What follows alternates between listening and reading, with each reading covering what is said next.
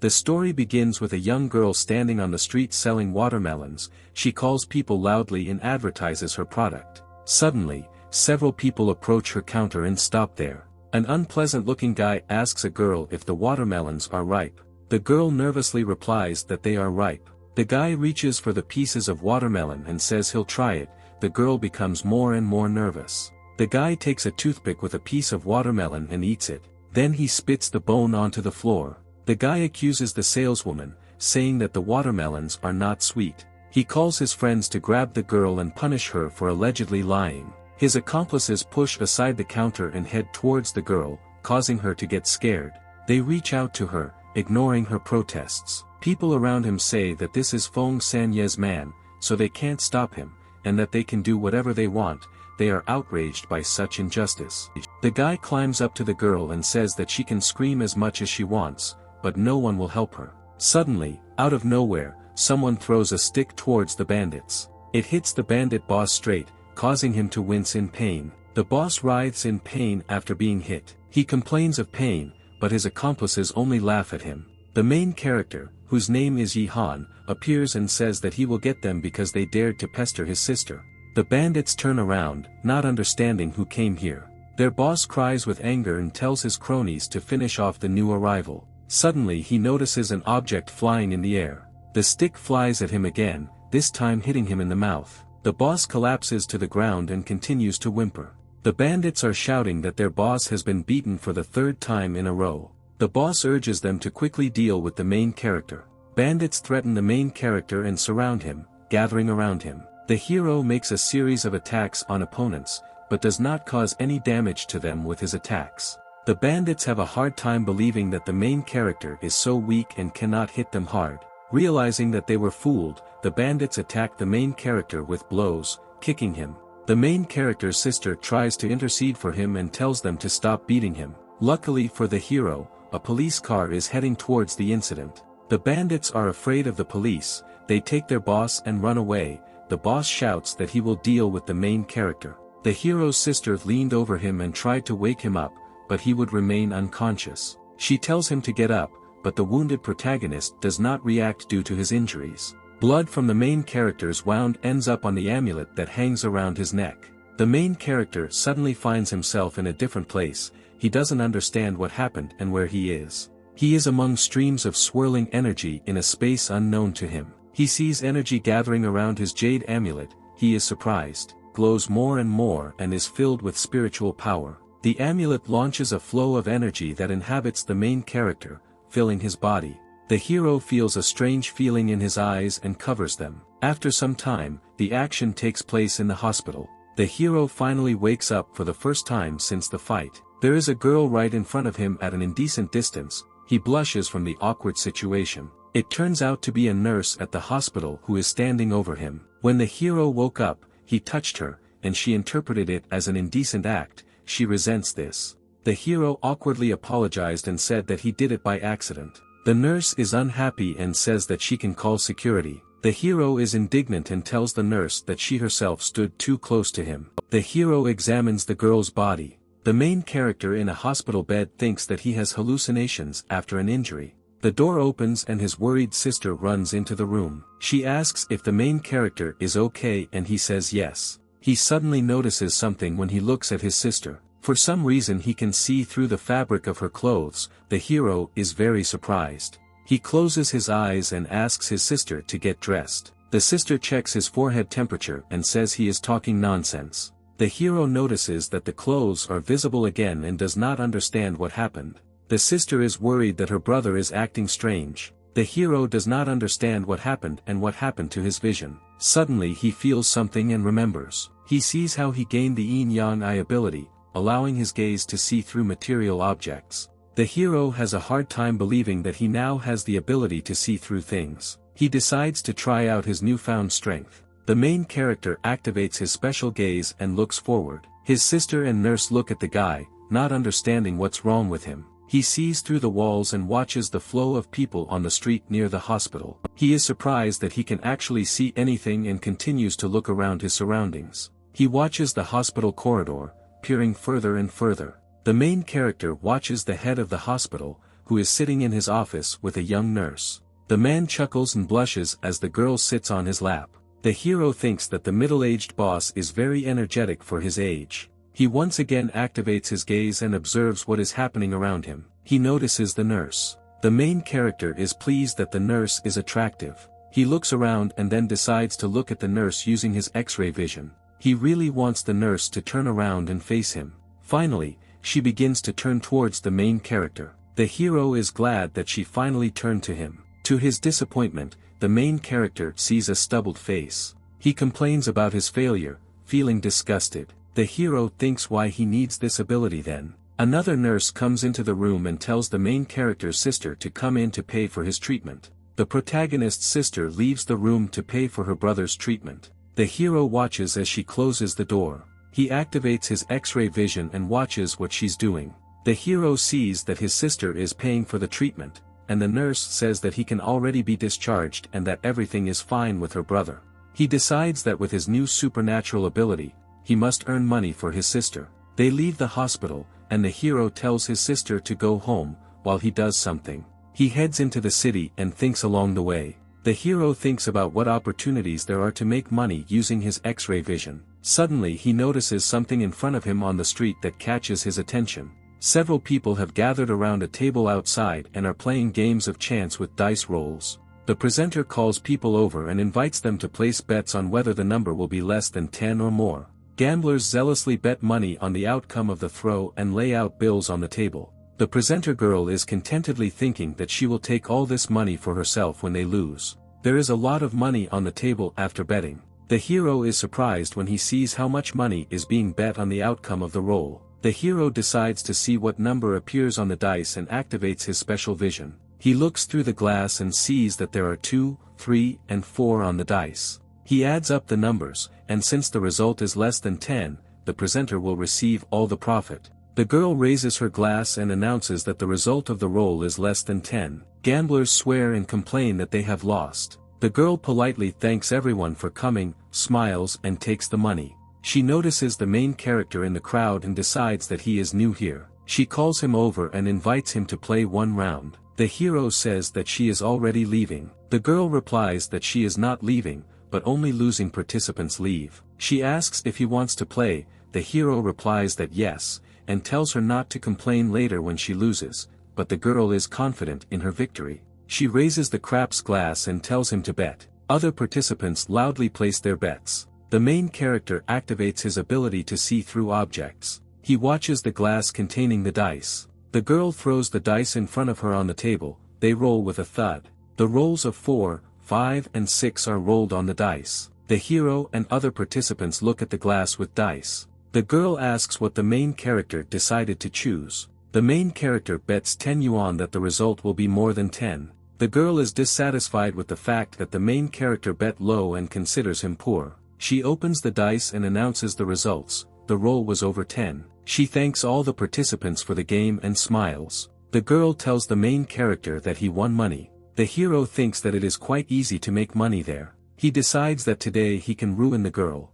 They play for a while, placing one bet after another. This is how half an hour of continuous gambling passes. The girl once again announces the results. The throw was more than 10. The hero feigns innocence and says that he was very lucky and got it right again. He has already won a lot of money. Those nearby are surprised by the luck of the main character. Some believe that he is a master and wins by listening to the sounds of the dice. The hero is happy that he has already won more than his total salary for 1 month. The girl is angry because she did not earn anything that day. The hero invites her to play one more time. She's angry. The girl hits the table and invites him to play. She leans over to the main character and says that this time they will play big. She looks at him and gets angry, blushing. The hero invites her to stop after all, since today she cannot win. The girl gets even angrier and says that now she is obliged to recoup and return the lost money. The hero asks what she is going to bet. The girl replies that if she wins, she will take all the money the hero won back to herself.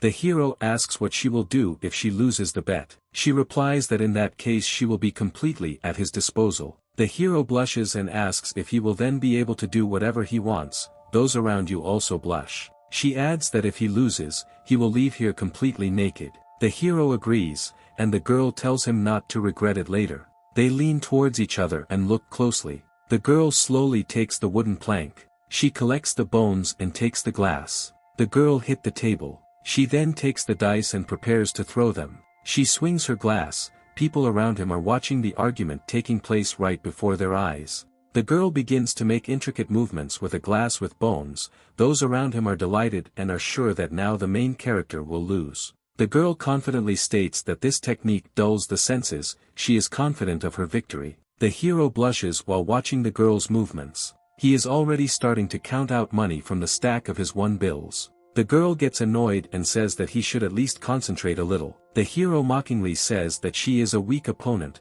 which makes the girl even angrier. The girl says that he should not underestimate her strength and says that the hero will lose to her now. She forcefully places the glass with dice on the table and a dense curtain of smoke appears around. The girl laughs and confidently declares that now he has lost. The hero is not impressed. He believes that this is just window dressing. The girl asks what he chooses, more than 10 or less. The girl is sure that she can push the glass in such a way as to change the result of the throw. The bones are knocking inside the glass, but have not yet fallen. The hero thought about what to choose. Suddenly he pressed the girl's hand to the glass and said that he was choosing a 6 on each dice. The girl is upset because now she has no opportunity to cheat easily. She wondered if it was possible that the hero was pretending to be a fool to trick her. The hero raises the glass and tells her to look at the result of the throw. 3 6s are visible on the dice, as the hero predicted.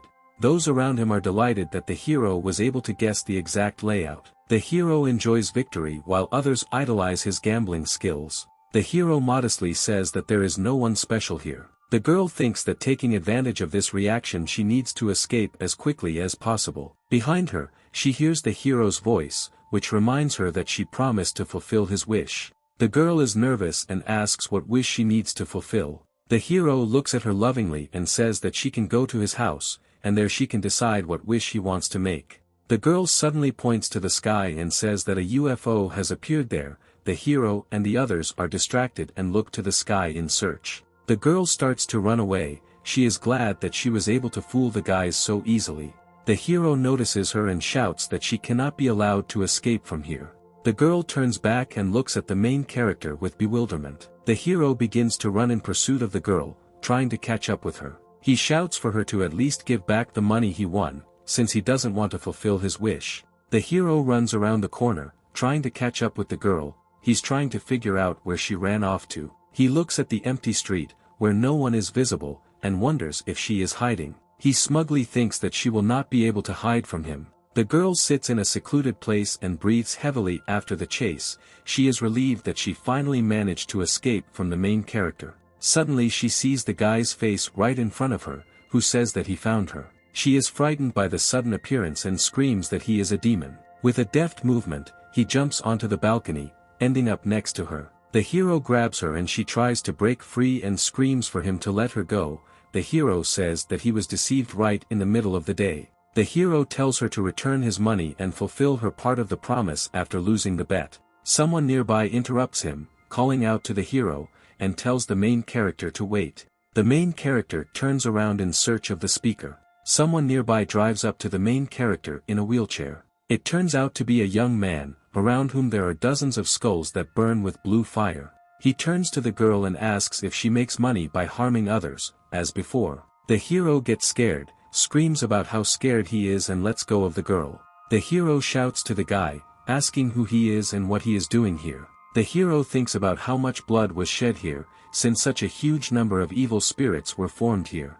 The guy replies that he is Yuyu's brother and asks if she has started playing pranks again. Yuyu is indignant and says that the main character is stalking her and does not keep up appearances. The hero shouts for her to stop fussing and give him back the money he won. The girl mockingly asks what he will do to her if she does not give the money. The hero gets angry and says that in this case he will not be afraid to hit the girl. They begin to swear at each other, hurling abuse and curses at their opponent. The girl's brother is angry. He is becoming more and more irritated by what is happening. Unable to bear it, he strikes with his hand and shouts for them to stop. The girl smugly thinks that now the hero is finished, since her brother is angry. Her brother angrily hits her and pushes her to the floor. He yells at her to shut up. She gets upset and asks why he hit her. Her brother screams that he has repeatedly ordered her not to gamble anymore. He asks if she remembers how he lost his legs. The girl says that only thanks to her abilities they were able to raise money for the treatment of his legs.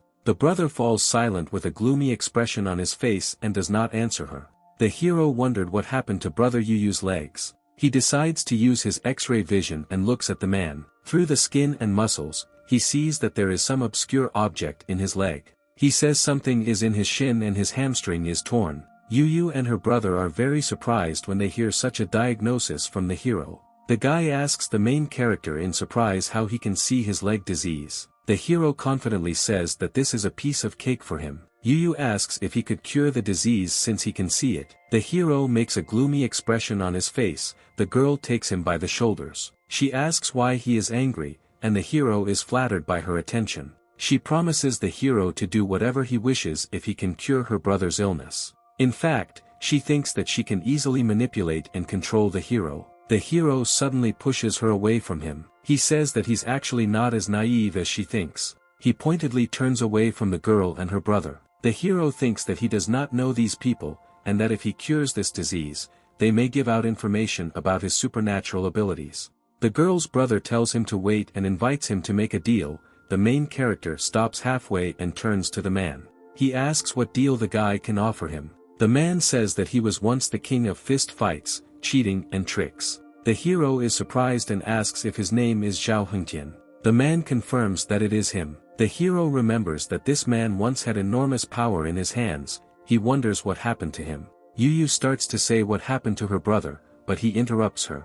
Zhao Hengtian tells his sister not to talk about anything for now. The man asks what he thinks about the offer of treatment. The hero thinks that although he sees a problem, it is not a fact that he will be able to cure it. The hero sees the symbols with his supernatural eyes and is surprised. He thinks about secret books about medicine that could help him. Yuyu urges him to say something and decide whether he can help her brother. The man says that not a single doctor has been able to cure him over the years of attempts. The hero confidently says that he can do it. The man is surprised and asks him again. Yuyu has a hard time believing what he heard. The hero says that he needs time to prepare for the treatment process. The man says that if he succeeds in the treatment, he will serve him for 3 years. Yuyu throws himself on the hero's chest, hugs him and thanks him. The hero blushes greatly and is embarrassed in the girl's arms. The hero walks down the street and thinks that he promised to cure the disease, and does not know where he can get money. He thinks that he himself deserves it, since he pretended to be someone he is not. He hears a voice nearby, beckoning customers to purchase antique goods made of phosphorus and ceramics. He hears about Qinghua porcelain and is surprised. He decides to take a look and heads there. He thinks that maybe he will be able to find a loophole to make money. The middle-aged seller lists the goods and says that buyers will benefit if they buy it. A buyer asks how much Warring Kingdoms era items cost. The old man replies that it costs 302 yuan. He says this is the cheapest price. The hero decides to see if there is anything valuable here and activates the ability to see through objects. He examines the goods and sees that they are all fakes. Some are made of plastic, others have fake hieroglyphs applied to them. The hero thinks that everyone who buys here is losing money in vain. A figure in a brown cape passes by the main character. People around him say that Mr. Zhou is a real antiques expert who can easily find valuable things. The girl who walks next to the old man asks why they went here and not to more respectable establishments. The old man replies that finding something valuable here brings more pleasure. He asks the seller to look at a porcelain vase. The hero observes what is happening, using his ability to see through objects. The seller politely places a blue and white vase in his hand. The old man weighs the object in his hand and thinks for a while. He notices a brown formation on the vase and a crack near it. The girl says that even if it is original, they will not be able to get much money, since it is cracked. The old man agrees and throws the vase back to the seller, who is upset about it. People gradually begin to disperse, seeing that the expert did not buy anything here. The old man and girl turn around and begin to leave. The main character suddenly loudly announces that he is buying a vase. The old man turns in his direction and is surprised. The girl is also surprised by this decision. The hero repeats once again that he wants to buy a vase. The joyful seller eagerly thrusts the product into his hands and says that it costs 3,000 yuan. The hero agrees and takes out money for the purchase. The seller is glad that he managed to sell the goods and takes the money. The seller sarcastically thinks that he managed to outwit the inexperienced kid. The hero thinks that the seller made a stupid decision. People around him laugh at the main character. They repeat that the expert has determined that the vase is worthless, and they believe that the hero made a stupid mistake. The girl says that only a fool could buy a broken vase for as much as 3,000 yuan. The hero smugly says that everyone around him is stupid. The girl is indignant at being called stupid. Mr. Zhou stops the girl with a gesture and asks the main character how he determined that the vase is not a fake. The hero replies that he wants to correct them in 2 points. He says that the vase is not broken at all, and that it is a real Qinghua vase. Those around him laugh at him, and are sure that this is self-deception on the part of the hero. The girl asks why he even got it and who he is. The old man says that it is not very difficult to notice the crack. The hero takes out a bottle of water and pours it on yours. He tells them to take a closer look. As soon as he poured water on it, the cracks disappeared and beautiful patterns became visible. Both the old man and the girl are very surprised and do not understand how this is possible. The hero says that the crack is above the ornament and is actually just dirt. The old man says that he is amazed at the young guy's excellent eyesight. Those around me are delighted and say that such a vase will cost a lot of money. The hero smugly thinks that his supernatural gaze is much better than the eyes of any expert. The girl says that even so, the vase can still remain a fake. The hero says that he has already spent 3,000 yuan on her. The girl says that if the vase is original, she is ready to buy it at the market price and asks what to do if it turns out to be a fake. The hero says that he already spent a lot of money.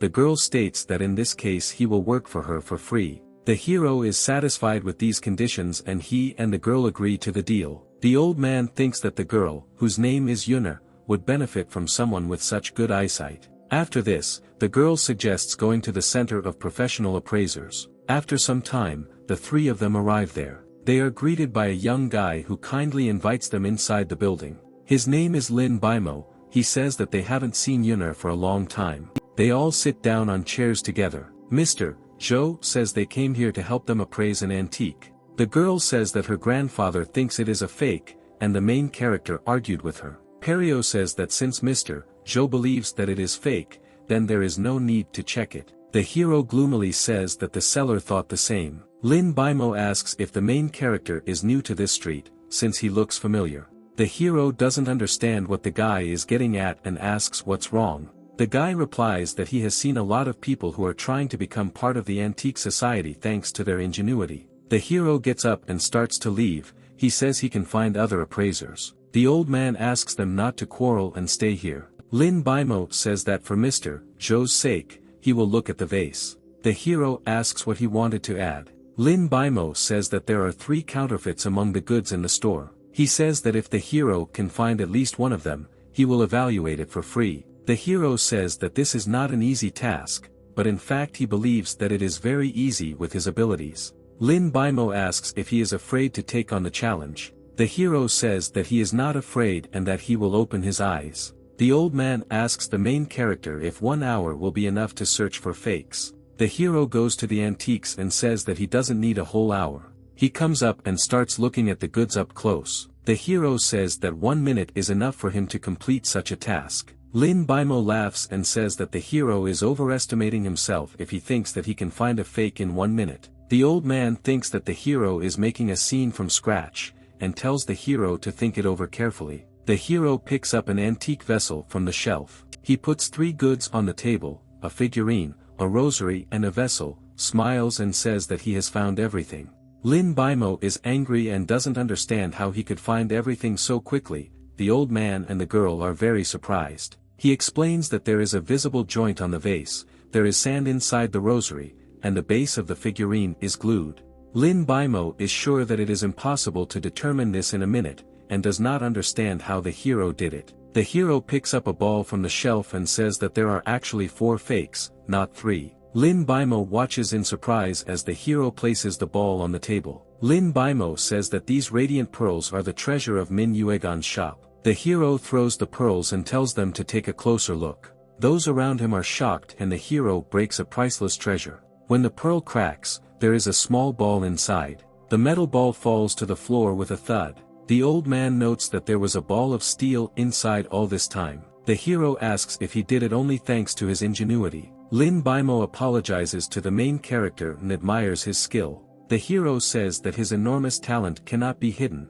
he is flattered by the attention. The hero likes that Lin Bimo has now recognized his skill. Lin Bimo asks the hero to become his assistant in appraising antiques. The main character sits with the others and waits. Finally, a man enters the room with the vase purchased by the hero on a tray. The man says that the vase was indeed genuine and its market price is 1 million yuan. Lin Bimo says the man can go and takes the vase from him. Lin Bimo tells the hero that he was right, and that the vase is indeed a real antique. The hero grins smugly when he hears that he was right. He tells the girl that he was right. She says displeasedly that there is nothing wrong with this. She takes out a bank card and says that there are 2 million yuan on it and gives the password to it. The hero takes a card. In his thoughts, he rejoices at how easily he managed to get 2 million. The old man says that 3,000 paid off and turned into 2 million. He laughs good-naturedly. Suddenly he becomes silent and feels bad. The old man says he can't breathe. The others are starting to worry. The girl asks what's wrong with him and says that he scares her. The old man doesn't move. Lin Bimo shouts for someone to prepare the car for the trip to the hospital. The old man in a weak voice tries to pronounce his granddaughter's name. He weakens and stops moving, his hand falls to the floor. The girl cries and asks that her grandfather not die. Lin Bimo is nervous and doesn't know what to do. The hero decides to see what happened using his abilities. He activates his X-ray vision and looks at the old man's body. He sees black formations rotating around the old man's heart, which have been there for some time. Worker Lin Bimo comes running into the room and says that the car is ready to leave. Lin Bimo now picks up Mr. Zhou and begins to carry him to the car. He shouts that they need to hurry before the condition gets worse. The hero stands in front of him and states that they may not make it in time if they go to the hospital now. Lin Bimo yells at him to move away or Mr. Zhou will get worse. The hero says that he studied to be a doctor and that perhaps he can save the old man. Lin Bimo says that it will take a long time and continues to carry the old man towards the exit. The girl suddenly intervenes and tells Lin Bimo to let the hero help. He replies that her grandfather's life is at stake, and that she should think carefully. She thinks that they won't have time to get to the hospital and says that she trusts the main character. The hero tells her not to worry and that she should leave this task to him. The hero decides to use his medical techniques and approaches the unconscious old man. He uses the knowledge gained through his supernatural ability. The hero uses injection techniques at special points on the patient's body. He makes many injections on the old man's body at great speed. Lin Bimo notices that his technique is very powerful. The girl hopes that the hero will be able to save her grandfather. The hero uses touch on the Tanzhong point. He finishes and sits down on the chair. He says the treatment is over. He looks tired after the procedure. After some time, Lin Bimo checks the patient's condition. The girl asks if her grandfather will wake up. The hero says that he put in all his strength, and that she now needs to look after her grandfather. The girl looks worriedly at the motionless Mr. Zhou. Suddenly he opens his eyes and asks why Yun'er is crying. Everyone is surprised when they see that the grandfather has woken up. Yun'er hugs his grandfather with tears and rejoices that he has finally regained consciousness. The old man thanks the hero and says that now he feels light in his chest. The hero says that this is nothing, and that Mr. Zhou should take care of himself. Lin Bimo thinks that since the hero was able to cope with Mr. Zhou's illness, then he will probably be able to help his family. Lin Bimo bows and asks the hero for help. The hero willingly agrees to help. He thinks that he would gladly make friends with a powerful and rich family. Lin Bimo says his father suffers from migraines, which doctors are powerless to deal with. He asks the hero to help him. The hero thinks that he does not yet fully understand healing techniques, but this is a very profitable opportunity for him. The hero agrees to help and says that he needs a month to prepare. Lin Bimo says that the hero is now a friend of their family. The hero is being modest. Lin Bimo invites everyone to have a drink and the others agree. The girl believes that under this pretext she can get closer to Yi Han, after which he will do some work for her. That evening, they all go into town to an expensive establishment to eat and drink. There are many expensive dishes on the table. They drink a glass together. The hero politely asks for forgiveness and leaves the room for a while. He goes to the central hall of the establishment. The hero takes out his phone and decides to write to his sister so that she does not worry about the fact that he is still not at home. Suddenly he notices Yuna nearby, who is being pestered by a guy. A guy named Bai Luofei pesters a girl, and she angrily says that he annoys her. She says that she has a boyfriend, but Bai Luofei says that he found out that this is not true. The guy likes Yuna and asks if she will accept his advances. The main character approaches the guy and with a sharp movement removes his hand. Bai Luofei asks who he even is. The hero responds by tightly squeezing the guy's hand. He screams and tells him to let go, and that it hurts him. The hero agrees to let go and throws the guy into the wall nearby. Yuna rejoices at the opportunity to get closer to Yi Han in order to take advantage of it. She pretends that he is her boyfriend and asks why it took him so long to come.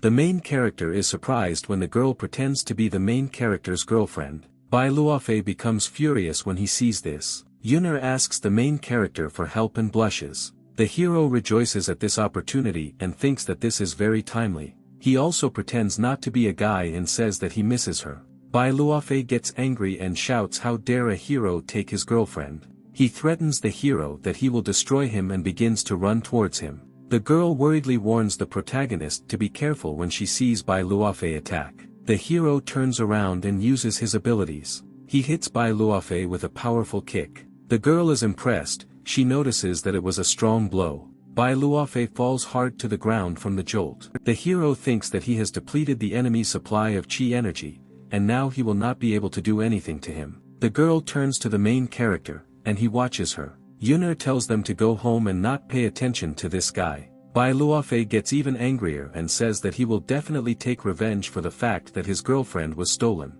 The main character hugs a girl, continuing to pretend to be her boyfriend. She suddenly grabs the hero's clothes with her hand. The girl asks if it's time to finally stop hugging her. The hero lets her go, smiles, and says that this performance turned out to be realistic. The girl turns around and starts to leave. She says she doesn't believe him. Suddenly she stops. The hero looks at her figure. The hero thinks that these are wonderful sensations. She turns to the main character and calls him by name. She says that tomorrow she will show him something exciting. The hero is intrigued by this statement, and he is no longer patient. He fantasizes about having a good time with Yuna. He likes these fantasies and wants it to happen as soon as possible. Some time passes and the next morning comes. The hero and Yuna arrive at a large building. The hero notices nearby rare stones and minerals that lie on the shelves. He sees that they have come to the gambling market. He is disappointed that Yuna considered this to be a stimulating activity.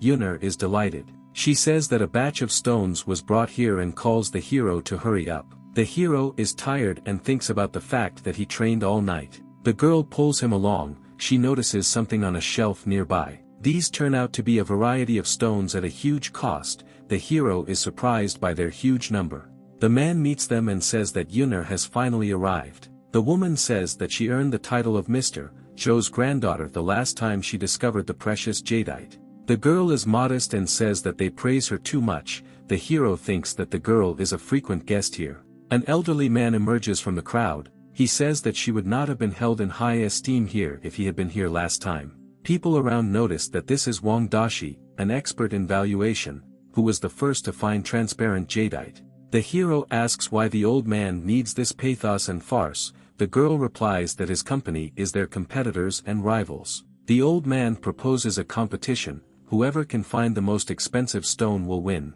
The girl is nervous and thinks that she has no chance. She thinks that she should call her grandfather. The old man laughs and says that if they are afraid of losing, they can come back. The main character comes forward and says that he is not afraid, and proposes a competition between the two of them. Those around him are outraged that the hero dared to compare himself to Wang Dali, and are sure that he will lose. Wang Dali mocks him and wonders how he dares to speak out on behalf of the Zhou family. The hero is not sure how to respond to this, and he begins to get nervous. The girl takes the main character by the hand. She states that he is her boyfriend and the Zhou family's son-in-law, so he has the right to speak on behalf of the family. The rest of the visitors are jealous of the main character, since he managed to become Mrs. Zhou's boyfriend. Wang Dali says he can speak on behalf of the family, but the competition will have its own reward. The girl asks what reward he wants to set. Wang Dali says that their shop has found a good location in the city center, and that he wants this place for himself. People around are discussing that this store is very expensive and that they will lose a very valuable item. The main character confidently says that he will not lose in the competition. Wang Dali mocks him. Those around him are sure that he cannot defeat the old man. The old man says that if he loses, he will bark his dog 3 times on the street and pay the cost of the store. The old man thinks that he will never lose to the hero. Yunner asks if the protagonist can defeat the old man. The hero confidently replies that he can. The girl declares that they are ready for the competition and takes the main character by the hand. Wang Dali confidently tells them to watch the hands of a true master. The hero happily approaches the stones and says that they will now find raw jadeite. The hero examines the stones. The girl tells which crystals are the most promising, judging by the number of cracks. He approaches the green stone and says that this is a suitable mineral. The hero asks Yunner what color of jadeite is the most expensive, which makes her surprised at the protagonist's ignorance. People around him mock the main character because he doesn't understand stones. She shouts why he volunteered if he doesn't understand anything. The hero says that she herself told him to win. She replies that the most expensive type of jadeite is transparent. The hero begins to examine the stones in search of transparent jadeite. The girl says that she will not rely on his decision, and that she also needs to look. The hero takes one of the stones and shouts that this one is the right one. The girl asks to look at the stone and approaches it. She sees that there are no crystals there, but there are cracks. She notices the price is a modest 500 yuan. She is surprised at how cheap it is. The hero says that not only is the quality good, but also the price is low. She shouts in displeasure that he needs to stop joking, and that there is something wrong with this stone and slaps him on the back of the head. Those around him are sure that the main character does not understand stones at all, and that he chose the stone at random. One daily says that since both sides have already chosen the stones, they can be cut and look at the contents. Yunner tells them to stop and that they haven't chosen their stone yet. The hero interrupts her by taking her hand. He asks the girl to trust him and says that he will make up for everything in case of defeat. The girl is embarrassed, blushes, and thinks that she is about to die of shame. She hesitantly says that let it be as he wants. Those around her are upset and don't understand how Yunner became the girlfriend of such a loser as the main character. Wang Dali smugly says that it is time to finish and not waste time until he wins. The hero confidently declares that it is not Van Dali who will win, but the main character. Those around him are confident that Wang Dali will win. Even by their appearance they are sure which stone is more expensive. Workers in suits approach with tools for cutting stone. Wang Dali tells them to be careful as the stone inside is very precious. The man tells him not to worry as they have the best equipment for cutting minerals. They start showing off their instruments. The first tool is a water jet cutting machine. The second tool is a high-quality plasma cutter. The third tool is a pneumatic sander. 3 craftsmen begin to carefully cut the stone. The girl says that they also need to cut the stone. Those around her are skeptical about this, which angers Yunner. She gets angry and asks what they should use to cut the stone. Those around him say that there is nothing valuable inside anyway. The main character says that they should be given tools and they will cut it themselves, which angers Yunner even more. They are given primitive tools and politely told to have good luck. The girl says that there is no need to try, since in any case she already needs to call her grandfather and ask for forgiveness. Masters under the leadership of Wang Dali see a green stone and say that this is the second most valuable variety of jadeite. Wang Dali tells them to keep cutting since he has already won the competition. The man says that permission is ready. A large green gem crystal is visible outside. Impressed visitors offer their money for it, more than 3 million yuan. Wang Dali tells them not to rush. He watches the protagonist's attempts to cut a stone with an axe. He says customers will be able to purchase the stone after it has been cut. Visitors laugh at the main character as he uses an axe to cut stone. The girl screams at the main character and asks why he is taking so long to cut the stone. The hero uses his ability and says that he is looking for a good place to cut so as not to touch the jadeite inside. Wang Dali says that the hero speaks as if there is something inside. The hero thinks about what he sees, that there really is a stone inside. He raises his axe and hits the stone with force, breaking it. Wang Dali asks why try if failure is already a foregone conclusion. Wang Dali notices the glow and is suddenly surprised. Visitors do not understand what kind of bright light is coming from the stone. Yunner is extremely surprised and points to the stone. She says it's really green. The hero says that it was very awkward, since he, apparently, won the competition. The visitors are delighted, they can hardly believe that the hero managed to obtain such a large stone of high quality. One dolly is indignant and says that this could not have happened in an empty rock, and accuses the main character of fraud. The hero asks how he cheated. He swings his axe and tells him to keep his eyes open. He shouts for the stone to show itself. The hero hits him with an axe. The piece breaks off from the impact, revealing a bright green crystal underneath. People around are surprised by another precious stone. The hero repeats the same and hits another stone. The blow again breaks off a piece of stone, revealing a bright green crystal underneath. The public is even more discouraged by what is happening. The hero quickly hits several more stones, revealing the hidden gems in them.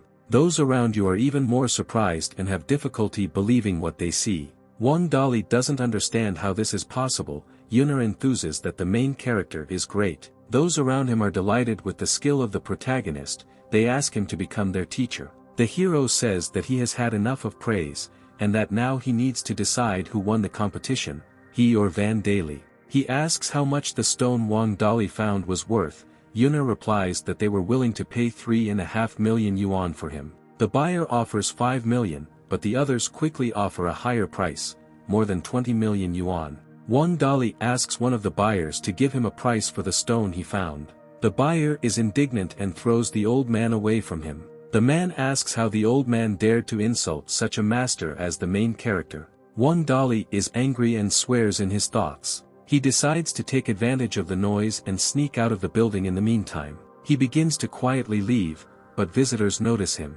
The hero sees that he wants to escape and activates his ability. He is outraged that he is trying to leave quietly and throws an axe in his direction. The axe flies into the wall next to the old man's head. The old man begins to bark, admitting defeat. The hero says that he should no longer dare to say anything towards Yuna. Customers laugh as the old man runs away from the store. The hero remembers that the old man has not yet paid, but Yuna says that he cannot avoid the debt to the Zhou family. The hero, hearing this, excitedly asks if he is now considered part of this family. He starts asking a lot of questions, such as when she will introduce him to her parents and when the wedding will take place. The girl blushes and pushes him away from her.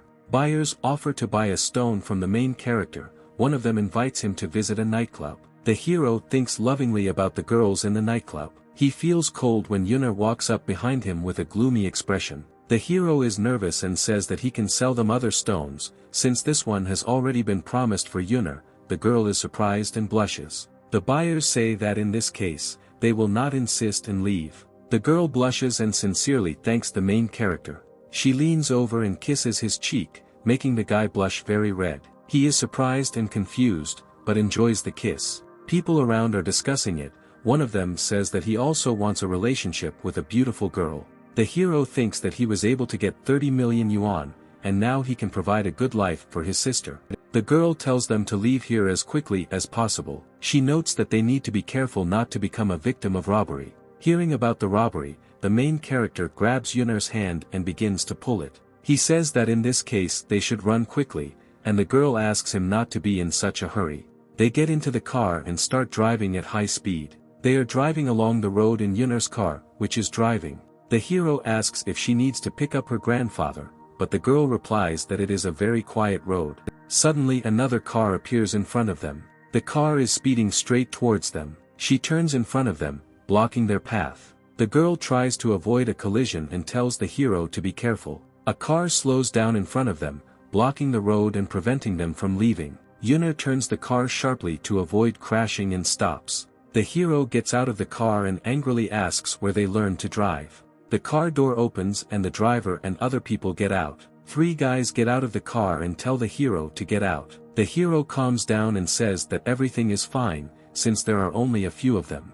The girl notes that this is not a simple passenger car, but a multi-seater car that can accommodate many people. Other people begin to get out of the car. Gradually there are more and more of them and they take out a variety of weapons. The hero gets angry and asks how many people can fit in this car. The guy who came out recognizes the main character. This is the man he fought with before he got his powers. The hero also recognizes the guy and prepares for a fight. The girl asks if they know each other. The main character sarcastically replies that they knew each other.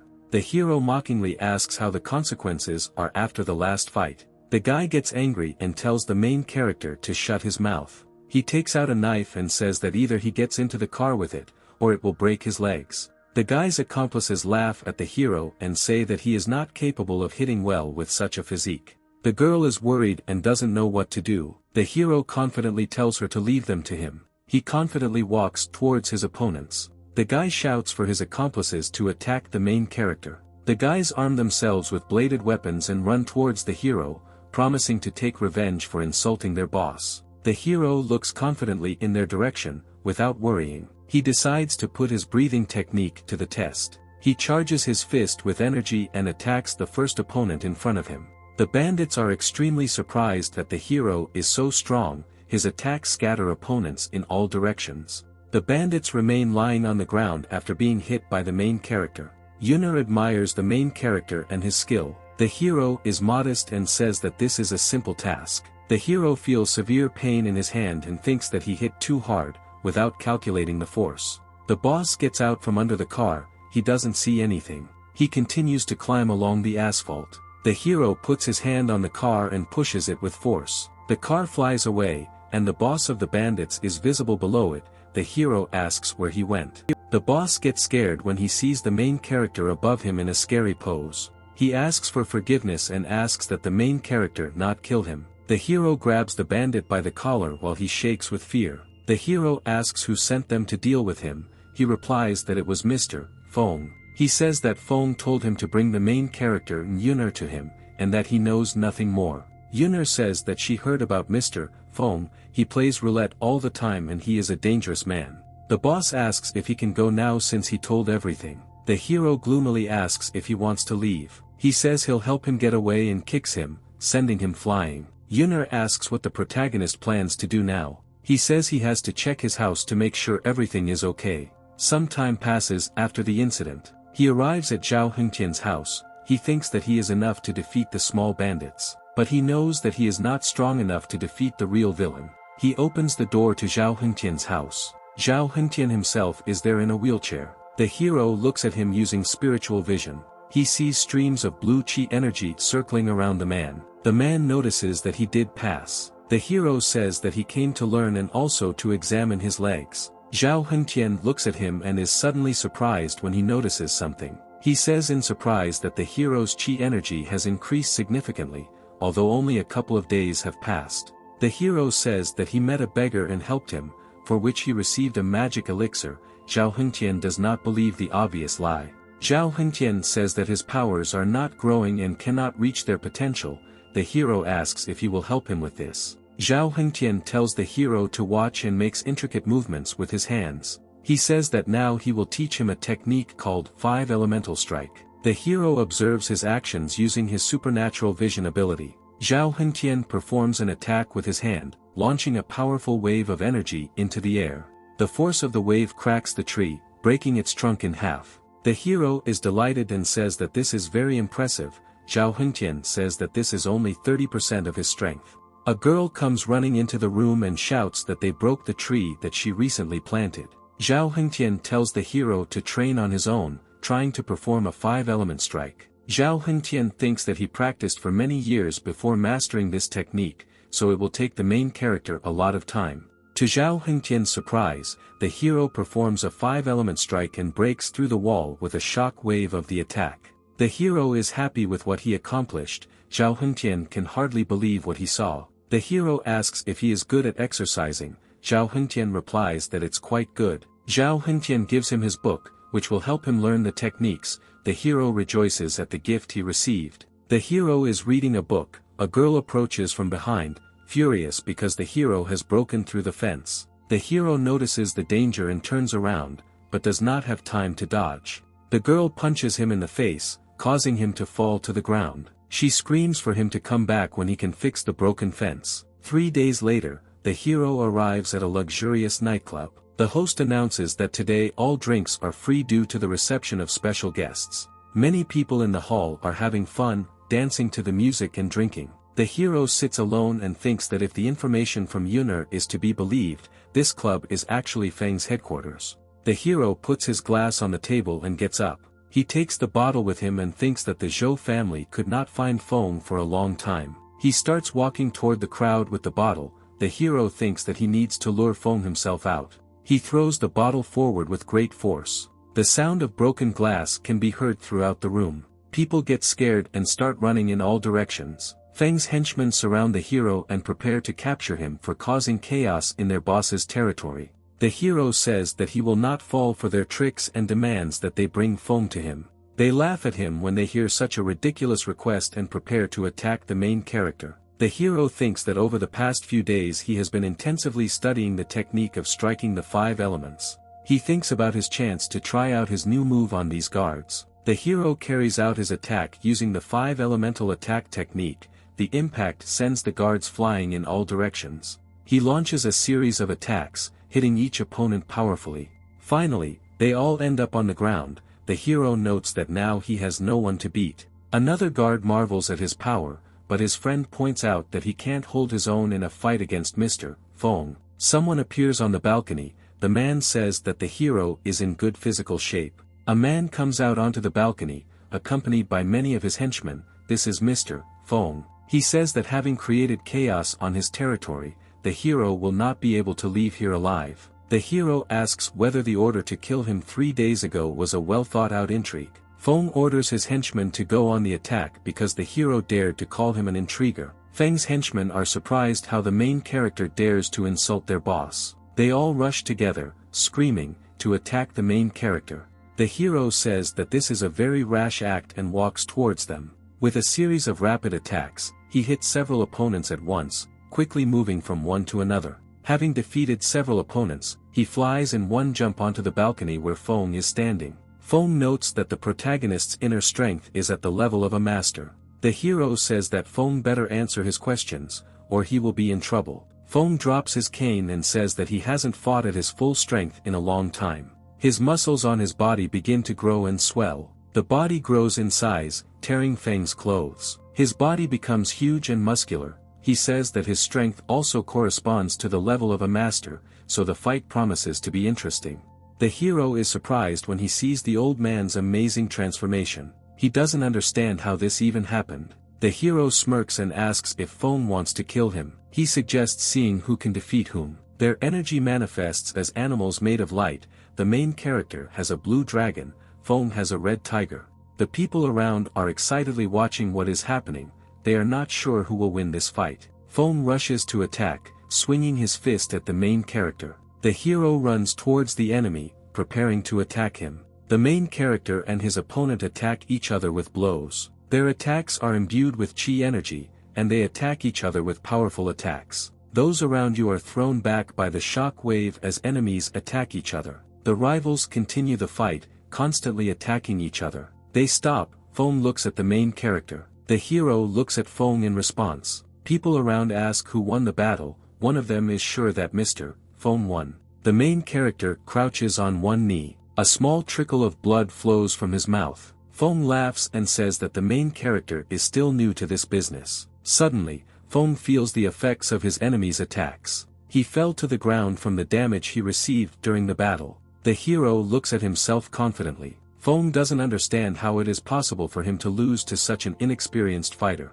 The hero says that he has long figured out his tricks. In fact, he was observing the circulation of energy in his body using his powers. Those around him are delighted that the main character has defeated Mr. Feng and begin to run away. Feng does not believe that he could lose to such a newcomer. He secretly takes out a hidden pistol from his pocket. Feng, in order to distract the main character, says that he mentioned Bai Luofei. He invites him to tell him everything he knows in exchange for letting him go. The hero says that he may not kill him, but he is also able to block those still fighting abilities. Feng suddenly pulls out a gun and points it at the hero. The hero is nervous when he sees the gun. Suddenly the sound of a loud gunshot is heard in the hall. It turns out to be a girl who is standing with a pistol smoking after being shot. She screams for everyone to drop their weapons and fall to the floor.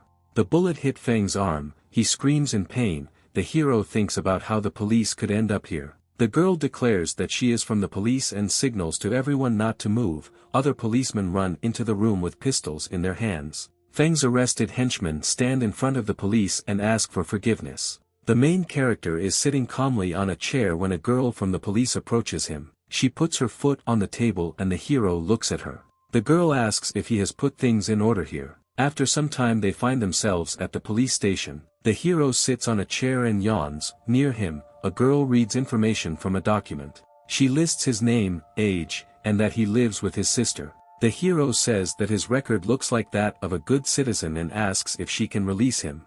She orders him to shut up and says that a decent citizen would not go after a couple of dozen bandits alone. The hero thinks that it would be bad to be in prison, along with his many enemies. He tells the police to ask questions of Chiu Lao-san and that he was only defending himself. The girl is indignant and says that bringing 30 people to an unconscious state is not self-defense. The hero asks what he should have done in the event of an attack, how not to attack in response. The girl says that he could not grow into a macho man in such a short time. She suspects that he is a member of a secret international organization.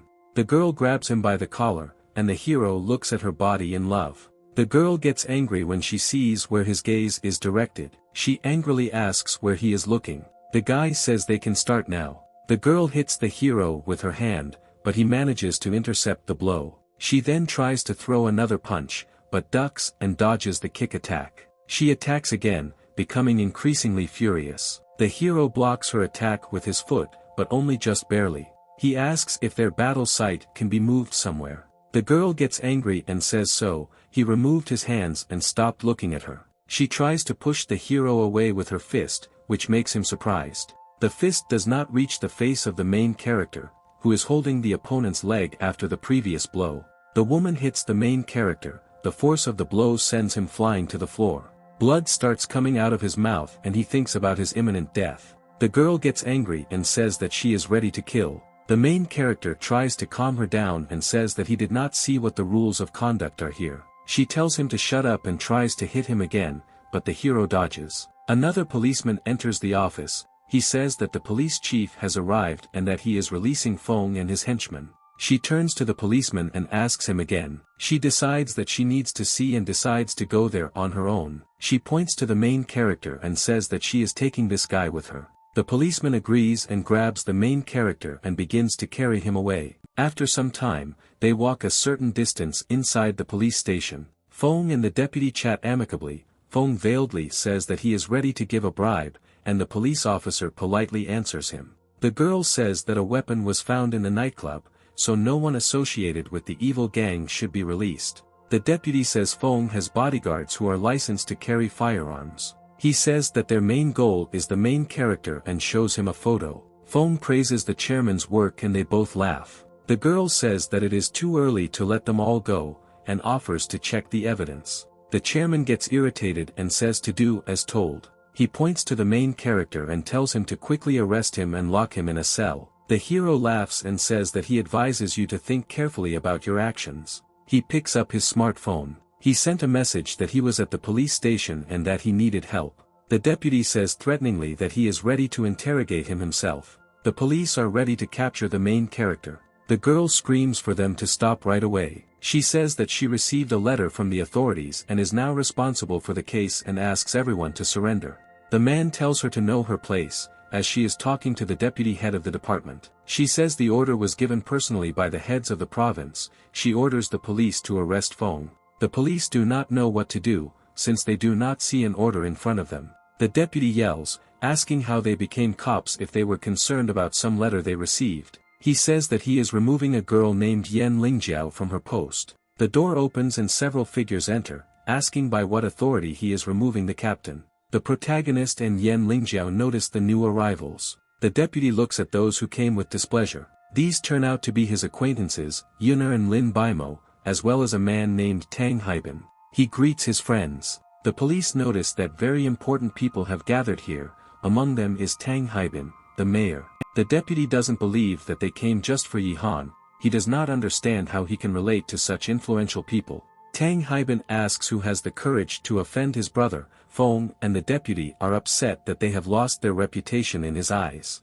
The deputy says they are doing everything within the law and will not harm an innocent person. Lin Baimo shouts that they are condemning an innocent person when the boss of a major gang is standing in front of them. The deputy says that such statements require evidence, and that deliberate libel is punishable by law. Tang Haibin says that people do not live in ignorance and see everything. He answers unconvincingly that people of good conscience have nothing to fear from slander. Tang Haibin takes out his phone and says that he will give evidence to them. He calls the man and tells him to come here. The man replies that he is already tired of waiting outside the door. A man with a stack of papers says that the deputy is a nonentity and that he has evidence. The deputy finds out that it is Chief Xiao and gets scared. He asks why he is here. He states that the deputy is being removed from his position due to colluding with a criminal organization. He gets upset when he hears about his removal from office and about the future trial. Feng mockingly says that he was mistaken about the deputy. The deputy shouts that this all happened only because of Feng. They start fighting, insulting each other and blaming each other for what happened. The boss says to quickly get him out of his sight. The police begin to carry out the order. The hero's friends think about what a disgusting situation happened. In the evening they all go to the pub together. They all order drinks and drink together. The main character sincerely thanks everyone present for their help in this matter. Tang Haibin replies that it is nothing special and that he is glad that he was able to become friends with the main character. Lin Baimo says that the hero should thank Yuner well, who used her connections and information technology to help the protagonist. He laughs and asks if there is still room for gratitude in their relationship. The girl blushes. She says that they have no relationship and pushes the main character. Everyone present laughs heartily when they see their conversation. They decide to continue drinking. The hero, along with the others, drinks one mug after another. Soon they notice that they drank a lot this evening. The main character is ready to continue drinking and invites others to drink with him. The hero notices that they have already drunk and are already drunk. Lin Baimo was also already drunk, and his face turned red. The hero thinks that his chi practice has improved his body's resistance to alcohol. He takes Yuner and says that it's time for them to leave. Lin Baimo takes Tang Haibin. Lin Baimo leaves with Tang Haibin and says that he wants to leave him alone with Yuner. He wishes the main character good luck and leaves. The hero is dissatisfied with this action of Lin Baimo. The hero carries Yuner and blushes. He hears her say something. She mutters that she feels very bad. The hero gets scared and asks her not to do this on the street. She didn't listen, and now she's throwing up the contents of her stomach. After some time they come into the room. The hero enters the shower room and spends some time there, washing himself. He leaves the bathroom and heads towards the bed. Yuner is fast asleep there. The hero thinks that drunk people are hard to deal with. She mutters that she is very hot and lifts her blanket. Yuner takes off the blanket completely. The hero thinks that the girl is very attractive. She rolls over to the other side, moving her leg at the same time. When moving, she touches the main character between his legs, causing him to wince in pain. The main character is in great pain from the blow he received. He can barely restrain himself from screaming at the top of his voice. He falls to the ground in pain and thinks that he has made a serious mistake. Suddenly he hears the girl's phone start ringing. He thinks about who is dressed to call her at such a late hour. He decides to look and it turns out to be her grandfather. The hero thinks that her grandfather probably can't find Yuner and doesn't know what to do. He picks up the phone and says it's Yihan. Mr. Zhou says that he was just looking for him on an important matter. He asks why Mr. Zhou was looking for him. He replies that they need to meet in person and discuss everything. Suddenly he realizes that it is Yuner's phone, although it is already very late, and shouts to ask if she is with him. The main character tells Mr. Zhou not to worry, since she has already fallen asleep. Mr. Zhou is indignant and shouts what this means. The hero begins to get nervous, make excuses, and say that they had nothing. Mr. Zhou says that he doesn't mind, but warns that the hero will have to deal with the girl's father. The hero says that it's too late, and that it's time to stop there. He hangs up. He is nervous and does not understand what the old man meant when he said that he would need to deal with the girl's father. It's late night and many hours pass. Further events unfold the next day. In the morning, the main character is sleeping on the floor. Yuner is sleeping on the bed. The hero has pleasant dreams about Yuner and mutters her name in his sleep. The girl wakes up in an unfamiliar environment and starts screaming loudly. The hero asks with concern what happened: a flood, an earthquake, a fire. She yells at him and calls him a brat, then slaps him. He gets upset and asks why she does this to him. She says that he took advantage of her and that she is not over it. The main character says that he did nothing but help replace the dirty clothes. She says that even if this is true, he was probably lying under the same blanket with her. He says he turned off the light and didn't see anything. The girl is embarrassed and asks if this is true. The hero says that this is the honest truth and asks if she thinks that he is a dishonest person. She asks if he was sure he did not behave inappropriately, and the hero replies that he is completely innocent. She hits him again, this time for missing such an opportunity. The force of the slap sends the hero flying into the wall nearby. He thinks that understanding a woman is more difficult than finding a needle lost on the seabed. The girl calls and says to bring her clothes to the hotel. The hero decides to leave while there is such an opportunity. The hero reaches out with a shaking hand to the door handle in order to escape from the hotel. Suddenly, a thrown knife flies into a tree next to him. The hero thinks about what almost hit him just now. Yunner says he can't leave. The hero is increasingly afraid of her. He nervously asks what they should do in this case. She replies that she hasn't decided everything yet, but he says that from now on he is obliged to come at her slightest request. He agrees and says that he still has things to do. He begins to run away from the hotel room. Yunner thinks that the main character will not get out of her hands. The main character runs out of the hotel building into the street. The hero thinks that he has fallen into Yunner's grasp, and now he doesn't even know what demands she will make of him. He notices a jeep on the street in front of him, driven by Tang Haibin, who is already familiar to him. They greet each other and the hero asks what Tang Haibin is doing here. Tang Haibin replies that he brought special pills to restore the amount of sugar in the body to normal levels. When asked how the evening went, the hero replies that it's a long story. The hero asks where Lin Baimo went. Tang Haibin replies that he has urgent matters to attend to. He invites him to go for a ride, after which the hero offers to stop by his sister to persuade him to quit. A short time later they arrive at a multi-story building. There are 2 guards on duty at the entrance. The guards say that management has arrived again with an inspection, and advise you to stand straight. They salute and greet the leader. The main character replies that they did a good job and waves at them. They notice that it is none other than Yi Han. They remember that if it weren't for his sister, they would have been kicked out of the house because he didn't show up for work. They arrive at the desired building and approach the door. The main character and Tang Haibin are walking in the lobby of the building. One of the employees recognizes the main character and asks where he has been all this time. They say that the manager ordered him to be fired, and that his sister is now in the office trying to rectify the situation with the dismissal. The hero says that everything is fine, since he came here precisely to quit. The main character says that since childhood, he and his sister helped each other and worked in a factory. They hear a woman's voice behind the door telling the manager not to come closer. The hero recognizes his sister in the voice. The main character's sister sits on the floor in the corner of the room. She tells the boss not to do this, but he continues to walk towards her. He says that if she screams, he will fire both her and her brother from the factory. She says she will complain to the factory director about him. The man says that the director is his son-in-law, so there is no point in complaining to him. The girl screams for him to stop. Suddenly the main character knocks down the door and flies into the office. He screams at him to take his hands off and threatens to kill him for bullying his sister.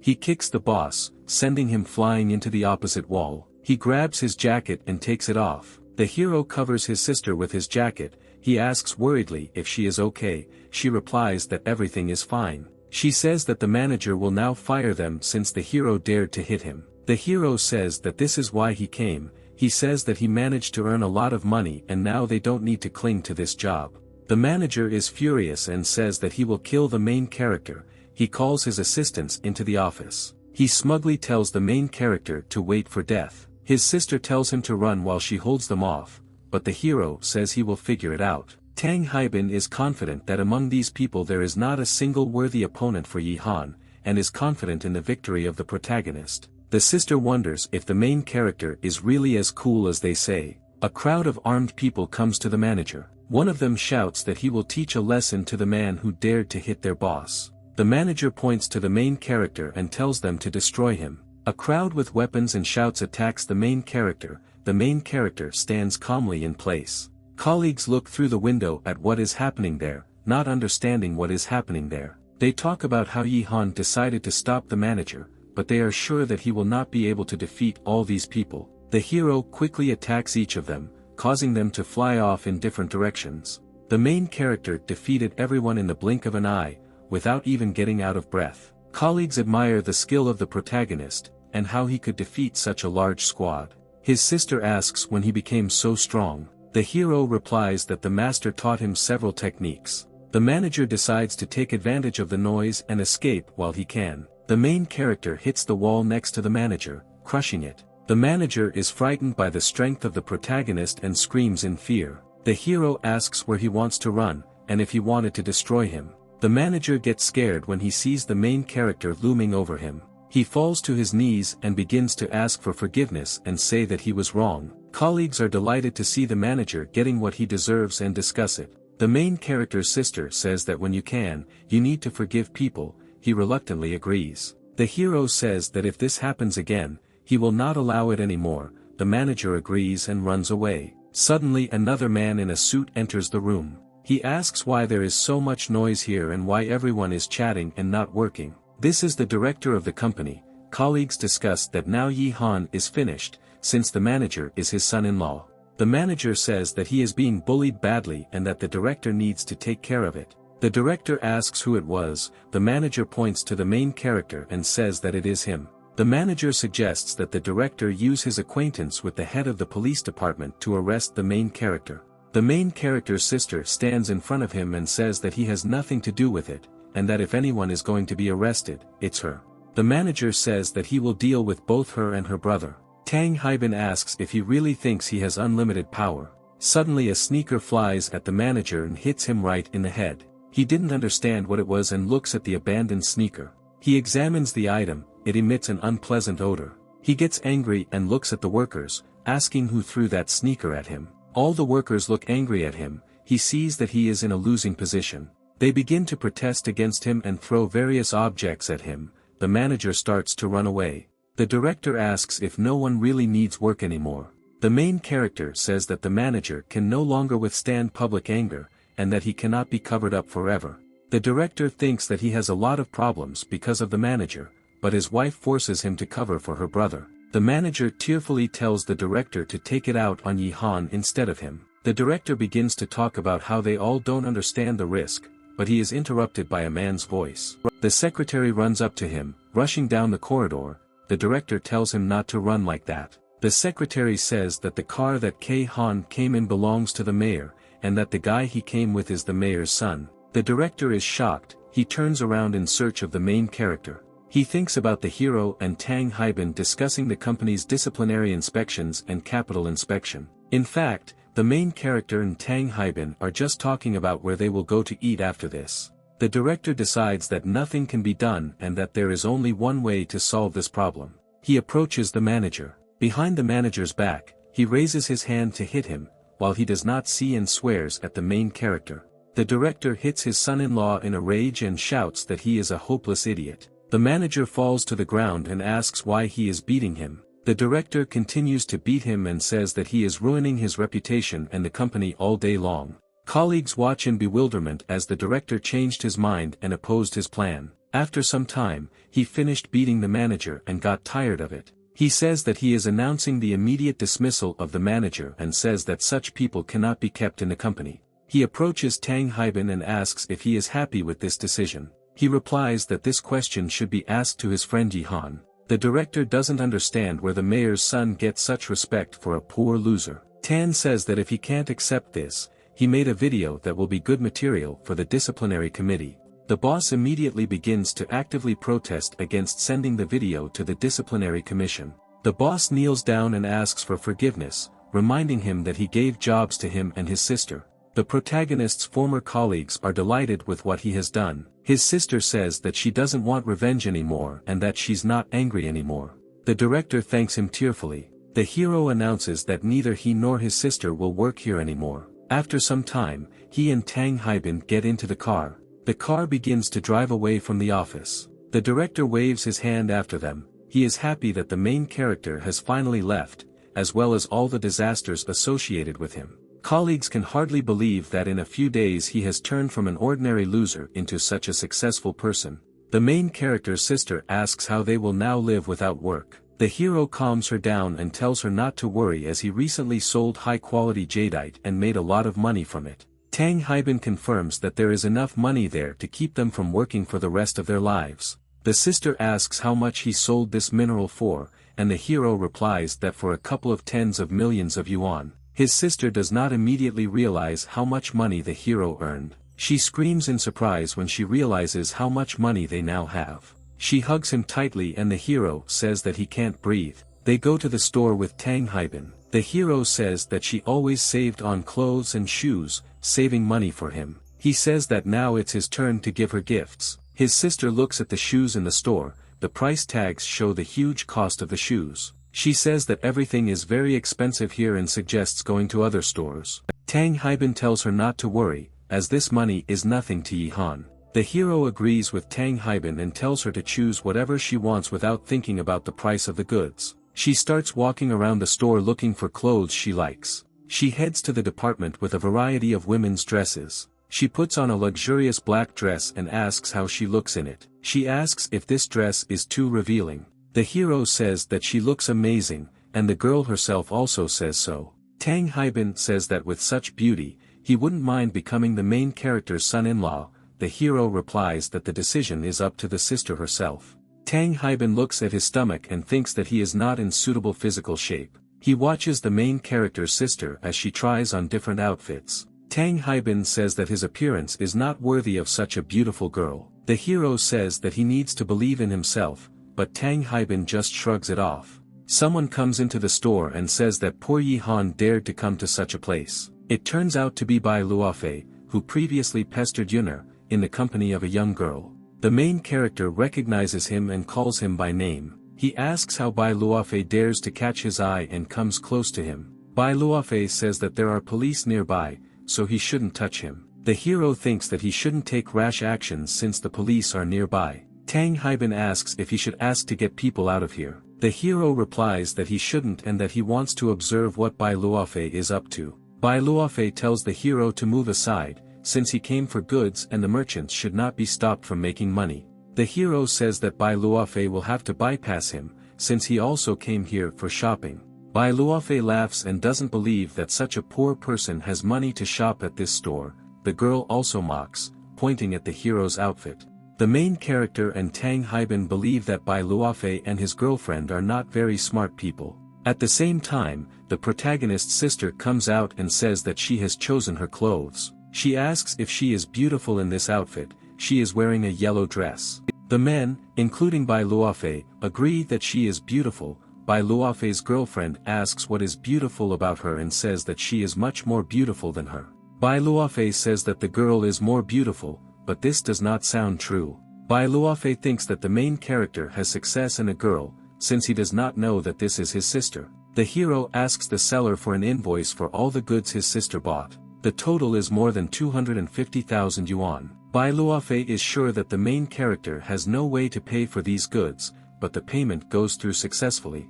Bai Luofei is surprised that the hero got a lot of money from somewhere. His sister tells him to get out of here now that they are done shopping for clothes. Bai Luofei's girlfriend says that they haven't bought her a necklace yet. She points to the shelf and says she likes this necklace and asks him to buy it for her. Bai Luofei agrees and decides to buy it for the girl. Bai Luofei says that it doesn't cost him anything to buy a girl an expensive piece of jewelry.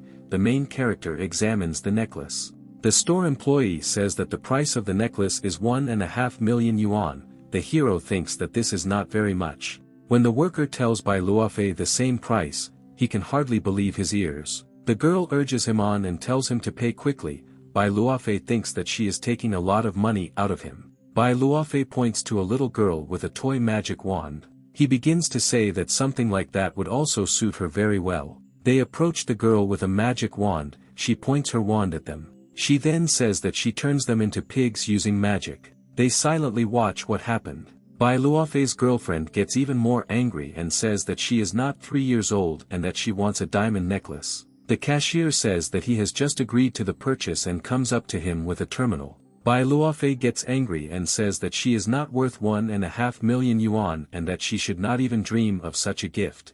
The main character approaches them and pushes them away with his foot. He states in front of the cashier that he is buying this necklace. The cashier is impressed by the behavior of the main character. Bai Luofei does not understand where the hero got so much money. The girl thinks that he is much better than Bai Luofei. The hero asks his sister to wear the necklace and puts it on her. Sister says that he spent a lot on her, but he says that the necklace suits her very well. Bai Luofei says that he will deal with him later. He tells his girlfriend that they are leaving and heads towards the exit with her. But the girl kicks him and says that there is no need to boast of wealth if you really don't have it. The girl puts her hands on the main character's chest. She says that she is ready to do anything for such a necklace. The sound of a loud hand is heard. The main character's sister pushes the girl away and tells her not to dare seduce her brother. Tang Haibin and the main character think that the sister is very cool. She says that they bought all the necessary clothes, and now they can return home. Further events unfold a few days later. The main character decides to treat Zhao Hengtian's legs, since he learned everything from him. He uses his vision to perform medical techniques. Acupuncture techniques can cure rare diseases. He is happy with his progress and is confident that he can heal Zhao Hengtian if he learns all the needle injection points. He closes his eyes and begins to concentrate. He is meditating, and at this time his sister leaks into his room and spies on him. She recalls that her father commanded her to look after her brother and later become his wife. She remembers how her father, dying, told her that she was not the protagonist's own sister, but she still had to take care of him. She continues to watch the hero meditate. The girl notes that he has turned into a strong and independent man. The next day the hero wakes up and leaves the room. He says it took him all night, but he has now fully mastered the techniques of acupuncture. His sister leaves the room and thinks about what to do with the other promise. The hero notices that she has woken up and greets her sister. She looks at him but doesn't answer. The hero gets upset and does not understand what caused such a reaction. He thinks that maybe he looks so bad in the morning. My sister locked herself in her room. He decides to first visit Zhao Hengtian and look into acupuncture.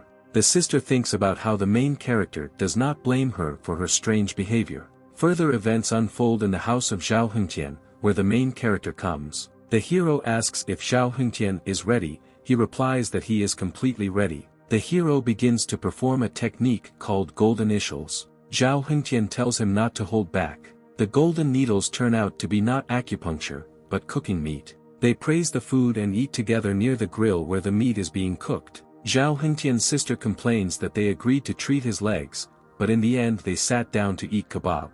She hit them both on the head. The hero thinks that he wanted to make kebab to calm Zhao Hengtian and so that he would not be nervous before the procedure. Zhao Hengtian asks if he is ready to carry out the treatment. The hero says that he can already cure his illness. Zhao Hengtian's sister has a hard time believing what she heard. Zhao himself is also surprised. He says he's prepared so everything should work out. He activates his ability to look at the inside of the leg. He says that because he hasn't moved for such a long time, the blood vessels have become clogged, so it is possible that he will remain disabled for life. They remain silent after hearing the bad news. The sister suggests that Zhao look for other ways, and perhaps seek help from another specialist. Zhao Hengtian says that he has no choice since they have resorted to all possible methods. He is unhappy that after the attack on him, most of his comrades died, and he began to hide. The hero thinks that when Zhao Hengtian had influence, he had enormous influence. Zhao Hengtian says that he will fight and take revenge,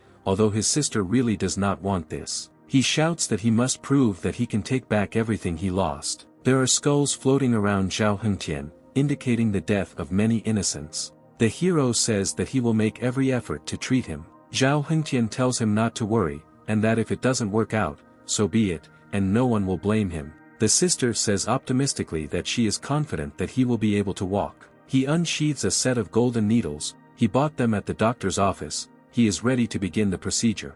Zhao Hengtian asks what he needs to do for the procedure. The hero explains that he uses golden needles to remove blood congestion in his legs. After this, it will restore his muscles. Zhao Hengtian tells him to get started. The main character prepares to begin the procedure and meditates. He activates his X-ray vision and uses chi energy. He begins to use injections at special points. He gives injections to his leg muscles and knees. The needles sparkle from the influence of the main character's power on them. Zhao Hengtian feels pain and grimaces because of this. Suddenly blood starts flowing from his leg. The hero says that it is blood stagnation and asks to bring a towel and a knife. The sister runs to the main character with the necessary items. The main character uses needles to break through the stagnant blood in Zhao Hengtian's leg. He makes a cut with a knife, causing blood to rapidly pour out of the wound. Sister Zhao notices that this blood has a very bad smell for some reason. The hero says that it stagnated in the body, and over time acquired such a smell, now he has half cured it. The sister asks Zhao Hengtian how he feels now after the procedure. The brother replies that his legs are very numb and that he can feel his legs. The main character says that this was only the first stage of treatment, and now the leg muscles need to be restored. The others cheer him on. He takes Zhao Hengtian's leg into his hand. The hero uses a muscle recovery technique using qi energy. Zhao observes the internal strength of the protagonist's qi, and realizes that it is many times greater than his own. The hero says that there is very little left, he is tense and focused. He commands Zhao Hengtian to raise his leg up. He tries to do this, and his legs actually jerk upward. Zhao and his sister are overjoyed at this progress. The hero sits on the floor and says that he is very tired after the treatment. He tells Zhao to get out of the stroller, he agrees. Zhao Hengtian tries to get to his feet, and he succeeds. My sister is very happy about this. Zhao Hengtian screams with joy that he is back. The hero says that in 3 days he will be able to walk fully, like a healthy person. Zhao Hengtian says that he is eternally indebted to the protagonist. The hero replies that they have become good friends, so there is no need for such big words. Zhao Hengtian agrees and laughs. He hands him a book and a knife. He says that these are his notes, a book of cheating. The hero thanks for the gift and takes the book from Zhao Hengtian's hands. After some time, he leads his sister to a huge mansion. He says that this is a new mansion that he bought for them to live there. The sister says that this is an impressive size and is happy about the purchase of the main character. She says that she now completely relies on him. The hero says that she is lying and completely relying on him for everything. He says that Mr. Zhou, Lin Baimo and Tang Haibin will arrive here soon, and he wants to meet them at the gate. The sister agrees and smiles at him. Suddenly he sees a girl standing in front of him. He can't keep his balance and falls right on top of her. They both fall on the asphalt and the girl complains that she is in pain after the fall. She says her head hurts a lot. The main character sees that this is his friend, a police commander who worked on Feng's case. He says that he didn't know that she also lives here and greets her warmly. He asks what it is when he sees something fall on his head. It turns out to be a girl's bra. She gets angry and calls him a pervert before punching him in the face. The hero complains that she crashed into him herself, and now she's also hitting him. The girl says that people like him are boring to beat. He thinks she is very cruel. She attacks him with her foot and says that she will retaliate if he dares to touch her again. He says that he is not afraid of her, and that they will have a fight to the death. She curses and begins to attack the enemy. She screams for him to die and a fight breaks out between them. During this time, several cars drive up to the mansion and stop. The guests ask if this is Kei Han's house and don't understand why no one is visible. They watch the hero fight with the girl and ask her to let him go. They swear at each other and continue to hold the enemy. The guests do not understand what these two are doing on Earth. She says that the main character was lucky, and that she is only letting him go because too many people came. Tang Haibin says that she is a famous hot-tempered girl, although she is very powerful. He asks how the hero managed to piss her off so much. He says that this is a very long story and offers to go inside the house. The main character's sister meets them with a tray of tea. She is friendly towards them because they are friends of the main character. She asks them to sit down and invites them to be here as if they were at home. The old man asks how the main character managed to cloud his granddaughter's head in such a short period of time. The girl herself is indignant at such nonsense. The main character says that this is a mistake and there is nothing between them. He is confident that his friends can vouch for him. Meanwhile, friends change the topic and do not want to talk about the girl. The old man says that they should sort out their relationship themselves, and that he will not interfere in it. He says that the first reason he came was to congratulate him on his housewarming. He offers a jade pendant as a gift. The main character thanks and accepts the gift from his hands. Lin Baimo asks what is the second business for which he came. The old man says that he wants to make him his follower, but he doesn't know if he will agree. The girl asks if the old man wants to take him on as a student. The old man agrees and believes that he needs to pass on knowledge to someone. He also does this because of the relationship that develops between Yuner and the main character. The girl is indignant because her grandfather is talking about this again. The main character thinks that his supernatural abilities will not be able to give him the knowledge and experience that the old man can give him. He falls to his knees in front of the old man and folds his hands in a prayer position. He says that he asks Mr. Zhou to take him as his student. The old man says that he hasn't told him everything yet, and that in order to become a student, you will need to pass a small exam. The heroes, confused, ask what exam they are talking about. He says that a stone shopping festival will be held soon, where he and Yuner will need to glorify their names. The old man thinks that he paved the way for him and now everything depends only on the decisions of the main character himself. The main character agrees and says that he will not disappoint Mr. Zhou. Behind him he hears a familiar male voice. It turns out to be Zhao Hengtian and his sister, who are commenting on his new home. Zhao gives him a housewarming gift. The main character notices how quickly he recovered. Inside the small gift box is a dragon-scale dagger. The old man is surprised when he sees him. He says that this dagger is a great work of art. Zhou says that Mr. Zhou's knowledge is enormous. The old man notices that the newly arrived man looks familiar and he tries to remember who it is. He finds out that this is Zhao Hengtian, who disappeared 3 years ago. Yuner thinks with surprise that this is Zhao Hengtian. She recalls that her parents spoke poorly of him. Tang Haibin remembers that he used to fight all the time. Lin Baimo thinks that everyone has heard his name in this region. Zhao says that it is only a name and that there is no point in exaggerating. The girl says she heard he was badly injured. The man says that his recovery is entirely the merit of the protagonist. The hero chuckles and asks why be so serious. People around him think that the main character is very cool, since he was able to gain the trust of such a person. The old man thinks that the main character is doing a great job on his own, and there is no need to pave the way for him. For some time, all the guests sit at the table and enjoy the evening in pleasant company. Lin Baimo receives a call on his phone and picks it up. He says on the phone that tomorrow he will meet someone in person. The hero asks what happened. Lin Baimo says that his family decided to secretly invite a medical master to treat his father. The main character says that there is nothing wrong with this, and that he will come tomorrow to look at this man's medical skills. Tang Haibin says that he doesn't want to miss it either and will go with them. Lin Baimo says the visit is an honor for his family. The action then takes place the next day at the Lin family mansion.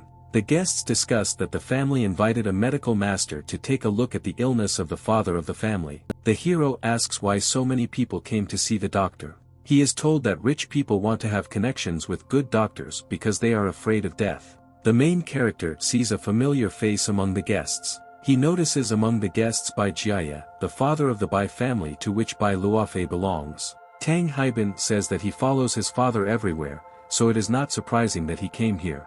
A man runs in and says that the medicine master has already arrived. The crowd begins to move to find this man. They see a young man in a green, elegant-looking suit. The rich immediately begin to get to know him and introduce themselves and their families. Tang Haibin is unhappy with the doctor's arrogant behavior, but the hero tells him to calm down. The doctor thanks for the greeting and adds that access to high-quality medicine is closed to anyone who does not have enough money. The hero doesn't like that he boasts about money right in front of everyone and he considers it excessive. The guests begin to flatter the doctor and say that there is no one in the world who can compete with him. Bai Luofei notices the hero and wonders if he should do something. The main character sees Bai Luofei and thinks that he is up to something. Bai Luofei says that the doctor's talent is undeniable, but he heard that the family originally planned to invite another doctor. People around are surprised by this news. The main character is dissatisfied with this behavior of Bai Luofei. Bai Luofei's father says that the man was just a fraud, and that he cannot be put on the same level as a famous doctor. People around him begin to mock the main character. The main character is very angry and clenches his fists. He thinks that he needs to calm down and not disrupt such an important matter for Lin Baimo. Suddenly, Tang Haibin breaks down and starts shouting for others to shut their mouths, and threatens to attack those who slander the doctor. Visitors are unhappy with this attitude of the mayor's son. They demand an apology.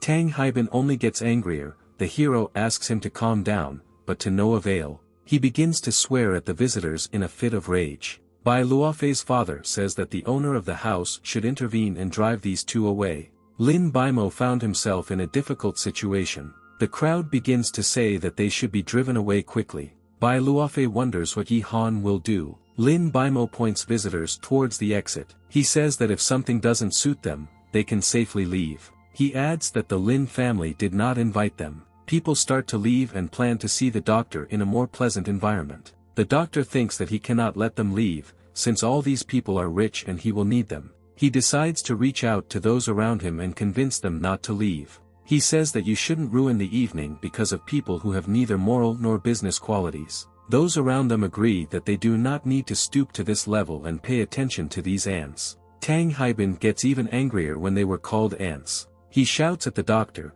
saying that he has no right to insult them and throws his boot at his head. Those around him are shocked by Tang Haibin's scandalous behavior. They ask the doctor if he is okay as his face is swollen. He is furious at this behavior and calls Tang Haibin a scoundrel. Tang Haibin mocks him and says that the shoes are just right for such a person. The doctor tells him to quickly apologize to him on his knees. Tang Haibin continues to mock the doctor, ignoring him.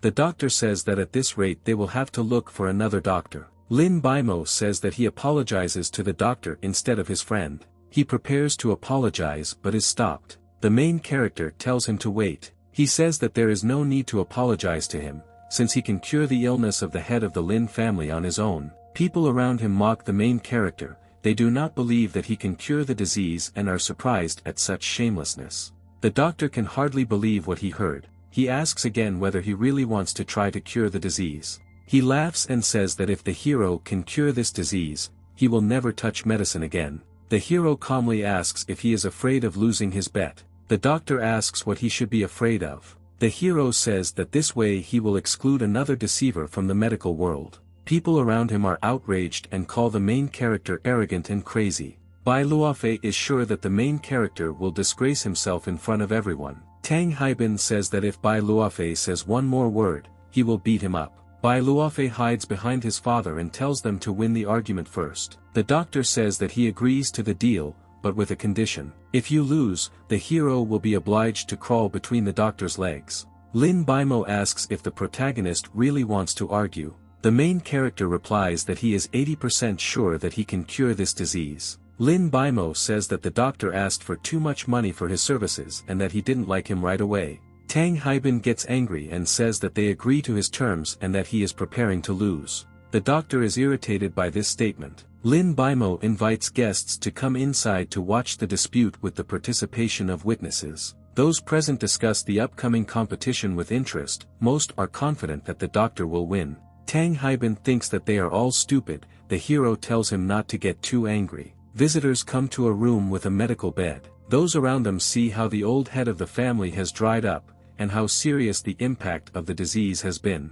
The main character thinks that there is no way to determine the disease externally. He decides to use his supernatural gift. It activates the ability of X-ray vision. He sees that all the man's organ systems are in order, and that there is nothing wrong in his body. He notices some kind of greenish glow near the man. It periodically appears and disappears. The hero observes this phenomenon. The hero sees skulls shining green. This is a huge ghost. The hero gets scared when he sees such a big ghost. He fell to the ground out of fear, and those around him decided that he was afraid of the patient. They begin to mock him and are sure that he will not be able to cure anyone. Bai Luofei says that he definitely cannot compare with the doctor and that he should admit defeat. The doctor says that young doctors sometimes think that they know everything, but in fact they know nothing about medicine. Lin Baimo asks why the main character was afraid. He looks at the patient and sees that now there is no one above him. He thinks about what this could mean. Finally he realized what the point was and looked at the ghost. It turns out to be a demon from the underworld.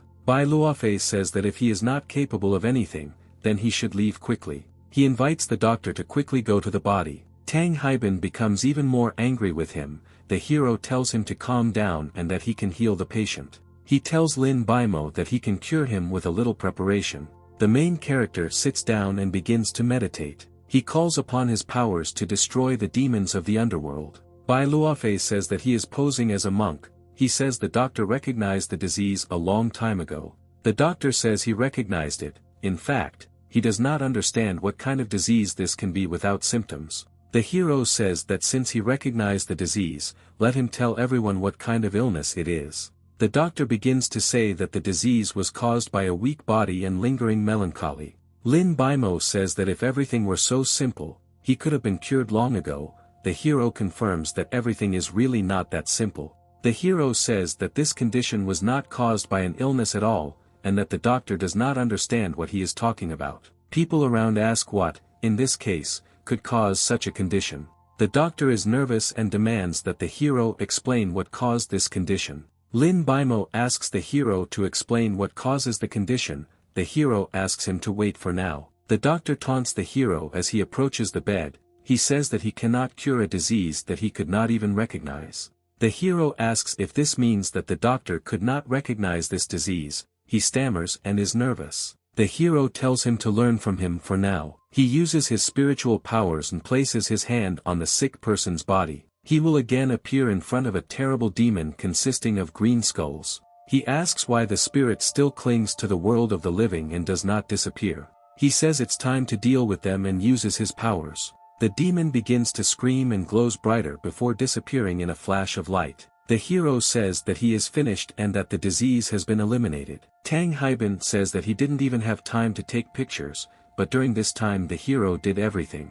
The doctor says that the man did not even wake up, despite the fact that the hero claims that he cured him. Bai Luofei says that the main character is trying to deceive everyone. Those around him agree that the main character did nothing. Suddenly they hear coughing from the side of the bed. The man woke up and asked why they were making so much noise. Those around him are shocked that the main character's treatment actually worked. Lin Bimo rushes to hug his father and asks how he is feeling. He replies that it's fine. He asks where that thing is and if someone drove it away. Lin Bimo doesn't understand what this is about and what his father is talking about. The main character comes up and says that he drove them away and that they will not harm him anymore. He says that the main character is an amazing doctor and that he owes him forever. All the guests are extremely surprised that the main character managed to cure the man. They turn their anger against Bai Luofei, who instigated them to drive away the protagonist. They attack him in a crowd and begin to beat him up. He screams for his father to save him. His father runs away, leaving his son alone. The guys who were by Luofei see his father trying to escape. He notices that he was noticed and curses. He starts to run away and the crowd runs after him, trying to catch him. Bai Luofei cries because he always gets it. The main character says that nothing good can come from competing with him. The doctor does not believe that the main character was able to include a disease that he was not even able to diagnose. He's furious. The heroes activate their spiritual abilities. He says that if the doctor wants to know how he saw it, he will show him. He takes him by the shoulders. The doctor sees spiritual energy while the hero holds it in his hands. He sees behind the hero manifestations of his energy in the form of a huge blue dragon. He gets scared and starts running away, screaming that there is a monster there. Friends are discussing how scared he was even though he had been showing off all evening before. Lin Bimo asks what they are hiding from him along with the main character and what happened. The father tells everyone to leave the room. People gradually begin to leave the room, leaving only the father and 3 guys in it. The father asks if Lin Bimo knew that his ancestors robbed graves. He replies that he knew. Lin Bimo says that this is not a secret at all, and that they stopped doing this a long time ago. The father tells how he found a vase among the things of his ancestors and accidentally broke it, after which his body was immediately struck by an incurable disease. He suspects that he would have died if not for the main character. Lin Bimo says that he is now his debtor and that he will remember this forever. A servant arrives and says that many people want to meet the young genius Dr. Yi Han. The heroes are surprised that people came to meet him. He is surrounded by a crowd trying to get his attention. They ask for meetings with him, walks and dinners together. They begin to fight for his attention, to which the hero